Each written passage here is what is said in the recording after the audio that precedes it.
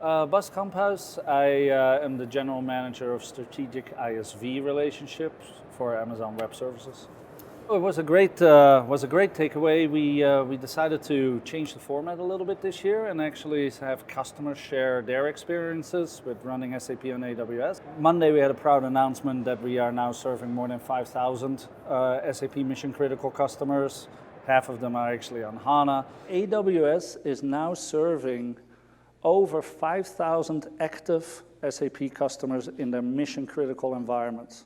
And so we see customers in all industries, we see customers in every segment of an industry, and it's continued to accelerate in terms of adoption. Over 50% of our customers are actively running on HANA, and we expect that to continue to grow quite rapidly.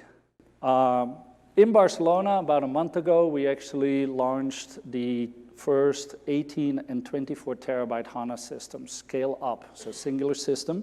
And they actually, because they're built on Nitro, you probably heard Andy talk about Nitro, that's at the core what we do for these HANA systems.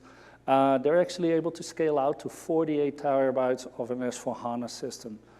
And so we asked some of these customers like HP and Engie from the utilities company in France to share their journey over the last few years, why they chose AWS, what they like about the platform, where they'd like us to focus our next priorities in terms of engineering on.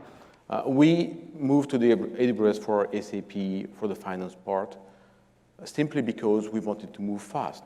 You mentioned it. We started on-premise.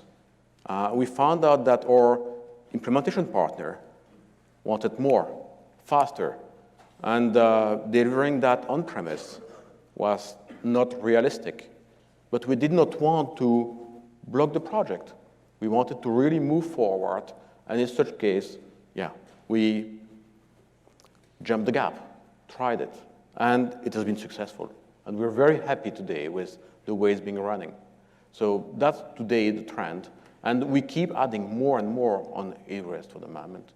And just to put it into context, we have about 300 servers across our non-production and production landscapes that we're moving to AWS. We've moved about 120 into AWS within a 6-week time frame. So we are on aggressive schedule even through that transition. That's fast, very fast. That's extremely fast. Oh, you like that? We continue to expanding our footprint. And we do that based on customer demand. So that's anyway how we are working very well together. When customers push us, for example, you remember the IoT work. So now it's maybe half a year back, 9 months back, that we announced that at the Mobile World Congress to making our IoT offerings work better together. No, reInvent is a phenomenal event. I've been fortunate enough to see it grow over the years.